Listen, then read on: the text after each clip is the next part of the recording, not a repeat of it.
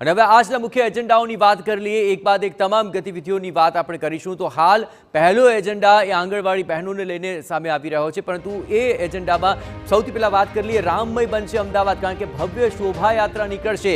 આખરે જે શોભાયાત્રાની વાત સામે આવી રહી છે તેમાં રામમય અમદાવાદ જોવા મળશે અને સાથોસાથ ભવ્ય શોભાયાત્રાનું પણ આયોજન કરવામાં આવ્યું છે. તો આ પહેલો એજન્ડા રહેશે. શોભાયાત્રાની અંદર કઈ પ્રકારની વ્યવસ્થા રહેશે તે પણ જણાવીશું. આંગણવાડી બહેનોની વાત કરી લઈએ, કારણ કે તેમના માટે હવે ખુશ ખબર છે. આખરે આંગણવાડીની જે લાખો બહેનો છે તેમને હવે ગ્રેજ્યુટી મળવાની છે અને આ સમગ્ર મામલે આખરે શું નિર્ણય કરાયો છે તેની પણ વાત આપણે આજે કરીશું.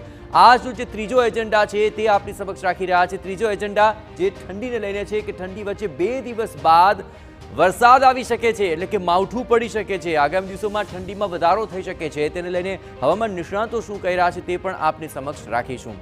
આ ઉપરાંત વાત કરીશું આજના ચોથા એજન્ડાની. રાજ્યમાં ખાસ કરીને રાજસ્થાનની અંદર સરહદી સુરક્ષાની જે સમીક્ષા છે તે કરવામાં આવશે. સુરક્ષાને લઈને કઈ પ્રકારે આખરે આગામી દિવસોની અંદર વધારે સખત પગલાં લેવાની જરૂર પડશે તેને લઈને પણ વિચારણા થશે. આ સમીક્ષા બાદ તેને લઈને મહત્વપૂર્ણ અપડેટ્સ પણ સામે આવી શકશે. ત્યારબાદ આજના 5મા એજન્ડાની વાત કરી લઈએ, તે છે વાયબ્રન્ટ સમિટને લઈને, કારણ કે ત્યાં દારૂ નહીં પીરસાય. આખરે વાયબ્રન્ટ સમિટની અંદર દારૂ નહીં પીરસાય તે પ્રકારનો આ એક મહત્વપૂર્ણ નિર્ણય કરવામાં